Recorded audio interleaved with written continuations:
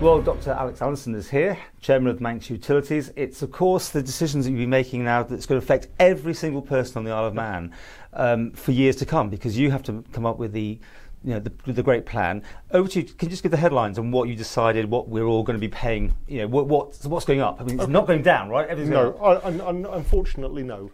There's no easy way to repay £470 million of historical debts. What Manx Utilities are doing is coming to Tynwald this month. We're coming with a 5-year pricing strategy that we'd like to be approved by Tynwald members. Manx Utilities is owned by the people of the Isle of Man. I can't go off and do anything without Tynwald approval, and that's what I'm asking for. And what we're trying to do is get all 3 utilities, water, sewage and electricity, and say for the next 5 years those will have to go up, but only by inflation.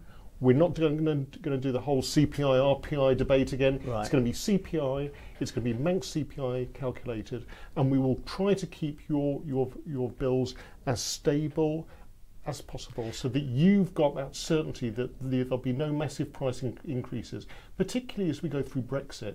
Yes, we've got to be careful about sudden increases in gas. We've got to make sure that we repay the debts, but we're trying to keep it as simple and stable as possible for the next 5 years. Just remind me, it wasn't the electricity pegged for some time? It was.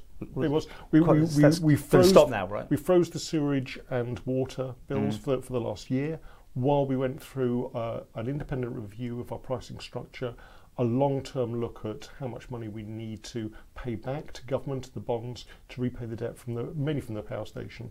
But I think we're coming towards Tynwald with a good plan.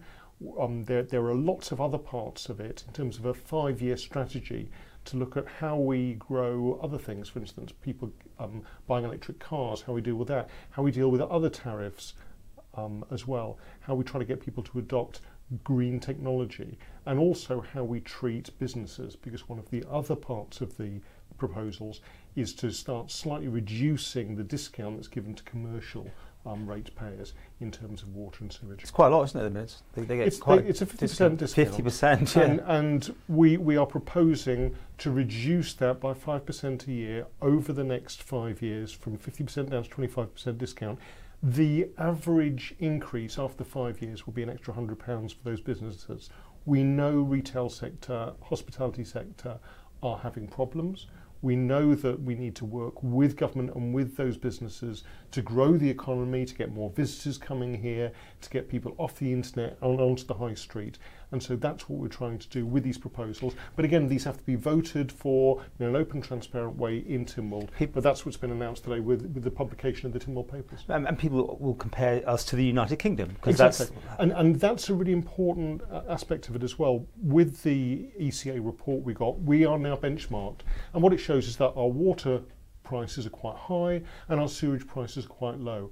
We want to rebalance those. Now, that's just bringing one down. So water prices will come down 32%, sewage prices go up, but the overall bill for most domestic customers won't change at all.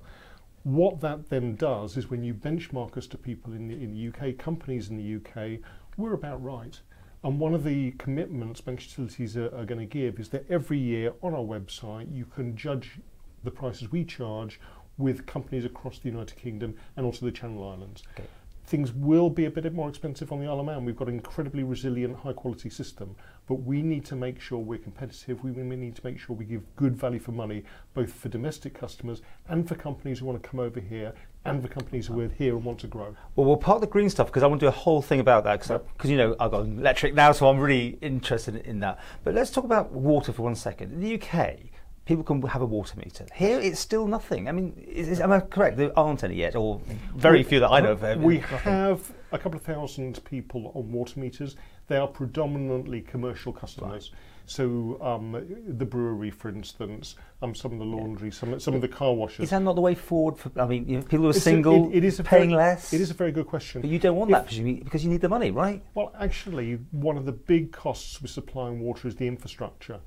The water falls out of the sky and is relatively free to us. When you look at the total cost of supplying water to a person, actually over 90% of it is just getting it there in the first place. So you've got a large amount of infrastructure, a large amount of costs just getting water there. If we were to put in water meters to every house, they can cost a couple of £100 each to put them in. That would actually push up prices rather than down. So at the moment, we don't think that domestic water meters is cost efficient.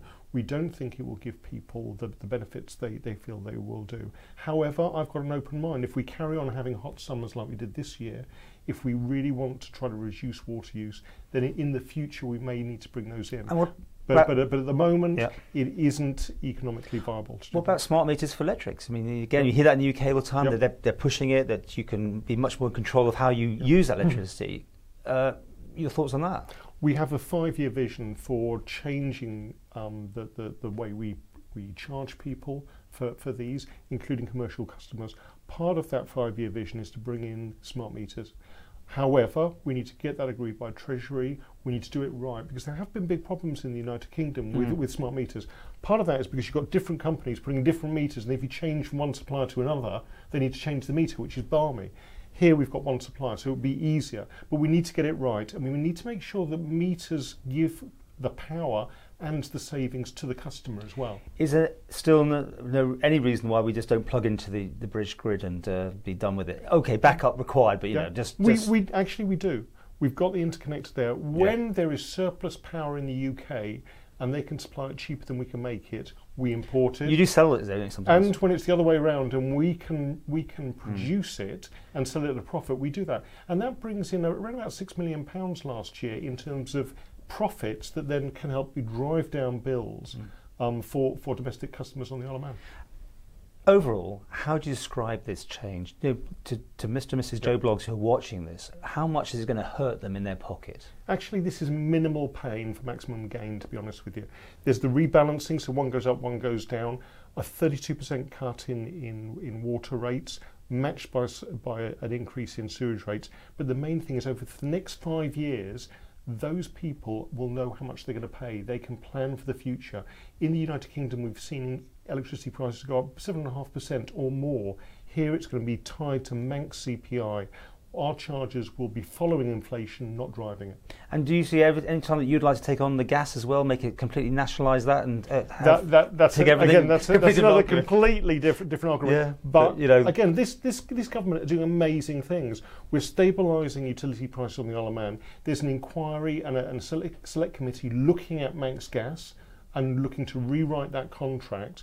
We've done things with the steam packet company, and there's a public consultation going on at the moment about what people want out of those, out of that company. So right across the utilities, those bits of life that we take for granted but rely upon, this government is meeting those challenges head on.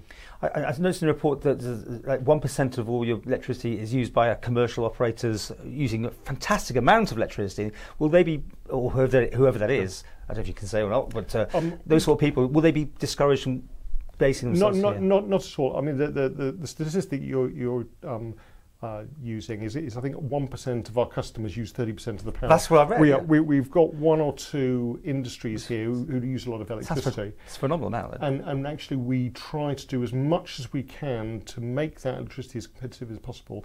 For instance, data centres, the IT sector uses a lot of power in terms of cooling their servers.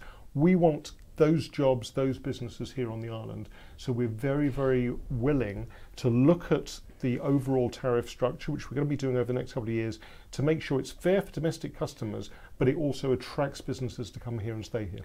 Everyone's been given this consultation. Well, the paper. You getting feedback? I mean, you think it's going to be an easy ride getting it through? Nothing's an easy ride from Tynwald. I don't take anything for granted with Tynwald. Tynwald members now have a chance to read through the documents, make their own mind up, listen to their constituents, have a chat with businesses close to them.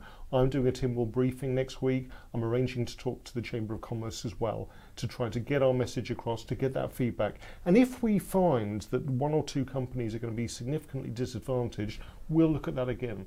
We will try to do our best to give a fair, stable and cost-effective system for utilities. And if this goes through, when does it actually come into effect? All the changes, if they're agreed by Tynwald, will come through next April. One of the legal aspects of the Water and Sewerage Act is I have to come to Tynwald every October, and argue about sewage charges. It's a great part of my job, which I relish, obviously. What this does is actually say these are going to be the charges for the next 5 years. So it gives that stability. And you take the inflation point just on one particular month, or you look at the whole year, or what? It's going to be the annual inflation by CPI as calculated for September each year.